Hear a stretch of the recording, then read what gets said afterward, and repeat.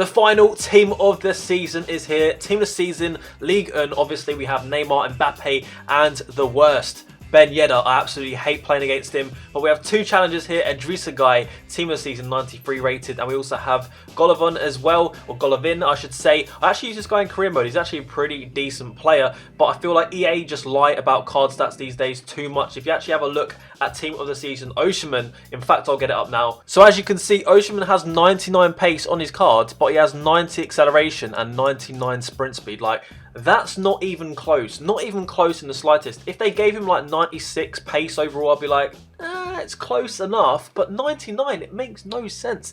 EA are just straight up lying about card stats right now, so I'm not sure how good this Golovin and ElYounoussi Gueye are going to be based on their card stats. We'll have a look at the in-game stats towards the end of the video when we look at the chem styles. But guys, before we get into the video, if you want to buy cheap Ultimate Team coins, go and check out MMOPO.com and use the discount code EGHD at the checkout to get yourself 8% off your order. So let's start off with the big player, Senegal Sentinel. You're going to need to use a Senegalese player.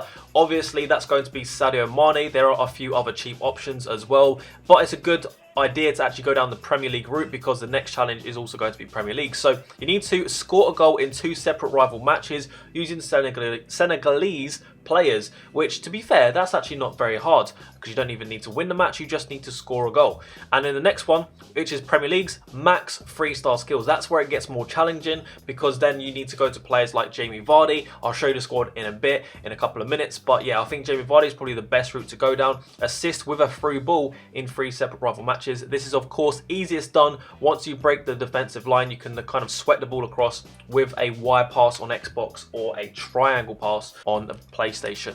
So next one is going to be midfield maker. Again, this is quite difficult too in terms of picking players because a lot of the players towards the end of the game, they give higher skill moves and weak foot. It's assist 10 goals in rivals using midfielders with max 3-star weak foot. So yeah, the good thing about this is you can get this done in a matter of 3 or 4 games if you keep on getting assists and you have a lot of midfielders that have a maximum of 3-star weak foot. So it doesn't need to be in separate, 10 games. That's the only good thing about this. And then the last one is going to be League 1 leader. Score and assist in 6 separate rival wins using League 1 midfielders. So the challenge with this is basically linking in the Premier League players with maybe some League 1 players. It may even be best to build like a Premier League squad and then sub on some League 1 players. But let's first look at team of the season moments, Golovin, and see what the challenges are here. So the first one, molded in Moscow, assist in 4 separate squad battle matches, all rivals using League of Russia players. There are barely any players that are from the League of Russia. I think Farfan,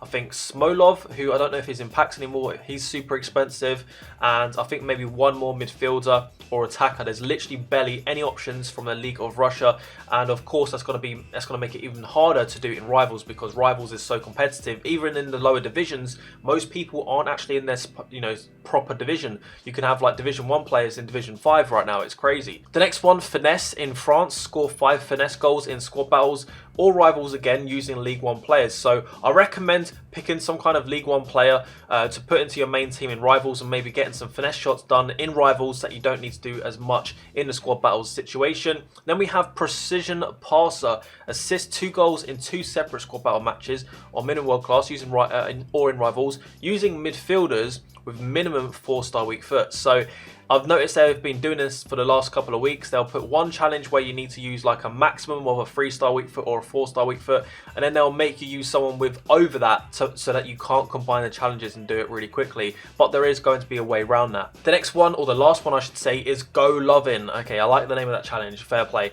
Score in 6 separate squad battle wins using League 1 midfielders with minimum of 4-star skill moves. So they need to be in the cam position, centre mid, CDM, left mid or right mid. You've got 5 positions. They can come off the bench. You don't need to start with them as a midfielder or start them in your starting 11 basically. You can just substitute them on, and this is going to still count for the challenge, which you can again start that in rivals as well when you're completing the Gueye challenges. So guys, this is the team that I've come up with. It should cost you around about 120,000 coins on Xbox and PlayStation. So let me talk you through why I have picked these players basically. So in terms of the defense, this is a very meta better go-to defence.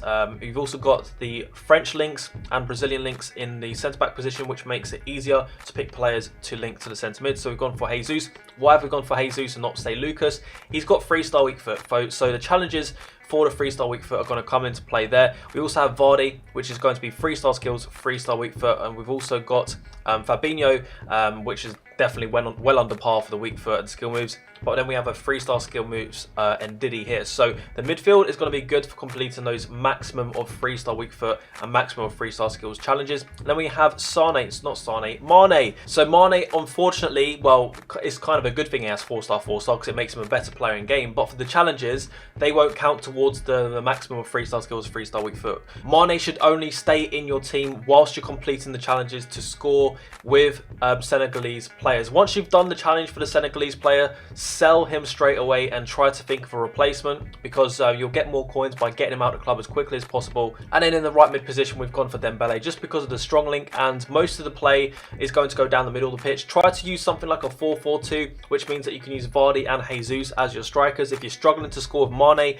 you only need to score twice. But you can play Mane as striker as well to get that challenge done. Now, when it comes to the League of Russia challenges, you have a couple of players, as I mentioned already. You have Farfan. He's not going to be too costly, but it wouldn't surprise me if he's gone up in value now. Let's have a look on the market to see what he's going for. So he's going for about, 2,000. Well, actually, there's 1,400 coins there. So he hasn't been price fixed too bad. There's just too many of these cards on the game. Then you have players like this, who's an inform. His stats look pretty good. It wouldn't surprise me if he's gone extinct. In fact, I may as well just search for the card like this and see what happens. So yeah, there's literally no special cards on the market for him. Hopefully there is by the time that you guys search for him, because his stats actually don't look too bad. 89 pace with 75 shooting, obviously terrible shooting. But if you're completing this in squad battles, it's going to be dead easy anyway. But what you can do when you're completing the rivals challenges to complete ElYounoussi Gueye, what you can do then is sub on the Inform Bakiev and also Farfan and start to complete challenges with the League of Russia players. Obviously, Ben Yedder, even his normal gold card, is also a great option. If you're winning rivals and you've scored with your Senegalese player and you've got assists and you've got goals with 3-star weak foot maximum players, then just sub on a Ben Yedder, because if you get a finesse goal with Ben Yedder, that's also going to count for that challenge. So just so you know what I mean, this is the one where you need to get assists in 4 separate games. This is the one where you should sub on Ben Yedder even in rivals and start to knock out some of these challenges. If you can just get 1 or 2 done, it's going to save you an extra 15 minutes or half an hour instead of playing all these squad battle games. Ben Yedder's also going to be good for this one, because if you buy him as a cam, make sure you don't buy him as a striker or a centre forward. Make sure you buy him as a cam.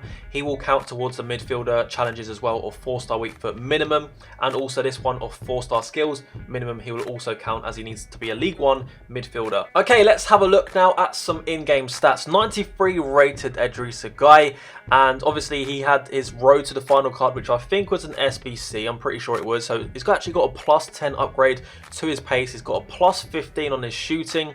He's got a plus 10 on his passing, and I think that's plus 10 on his physical as well. So this is a very, very big upgrade. And obviously he plays for Paris or PSG, which is going to link a lot of players, because most of the main players come from that team. So I think this is definitely a challenge you guys want to complete. In terms of the chem style, I think obviously you want to boost his strength. He's quite a small physical person. He's not like a Vieira, he's not like a Rudhullet, he hasn't got a big body, he's only 5'9", so you want to increase his strength as much as possible. And anchor seems like the best thing to do. That will actually max out his defending stats. He's going to have 99 interceptions, defensive awareness and standing tackle. He's still going to have over 90 pace as well for acceleration and sprint speed, but his strength is going to go up to 86. And in terms of his dribbling, he's got some really good dribbling stats, good agility, balance, both above actually the mid-90s. We also have dribbling is at 89 as well. Passing, 80 vision, 98 short passing, and his finishing is terrible at 67. But the thing is, shot power is very meta for FIFA 20. So if you do get the ball and you're inside the box and you can go near post, you can score quite comfortably because of that 99 shot power. It just will be a bit random. Sometimes it will just shoot off because the finishing is not there, but the shot power is there to go for the near post shot. Obviously, you can go for a shadow, as you can see here. You're going to get a bit more pace compared to the anchor. In fact, you're going to get quite a bit more pace, 5 overall. But I just don't think it's worth it. I think it's better to get a little bit more strength, and shadows are a lot more costly. Now, for Golovin, it's a little bit tougher, because if you start off with the basic chem style, he's already got good sprint speed, so you want to probably get some more acceleration. If you're thinking about pace, if you want to upgrade the pace, you're thinking,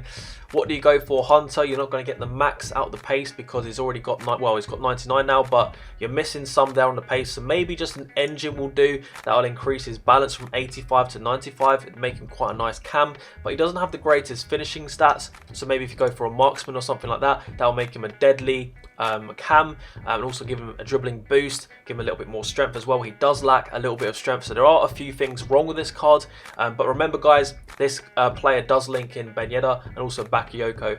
If you completed the FUT birthday Bakayoko, I know some of you guys would have probably kept that card because it's so good.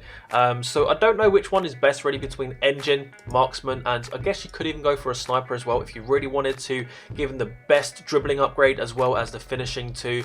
But yeah, I think, you know, if you go for a hawk, it's not ideal because you're leaving him with 85 balance, and there are a few stats in the dribbling section which need to be upgraded. So yeah, it's between an engine and a marksman. It depends if you want the pace or do you just want to have better shooting. The marksman is best for shooting, of course. So that is how you complete ElYounoussi Gueye Team of the Season and Golovin. I don't know if I'm saying his name correctly, but hopefully I am. If you guys get stuck with any of the challenges, what you can do is you can join my Discord. There's a link in the description, and there's loads of helpful people that will be completing the challenge at the same time as you. So if you're finding that a challenge just isn't like being recognized by the game, maybe you're doing it wrong and you can correct that, just ask someone else that had problems with that challenge. That's why I've got this group set up in Discord to help you guys with trading tips, you know, objectives, rivals, weekend league, building squads, literally everything in Ultimate Team. So make sure you join the Discord if you think you might find it useful. Of course, make sure you subscribe before you leave as well. Drop a like, that would be greatly appreciated, and I'll catch you guys later. Bye bye.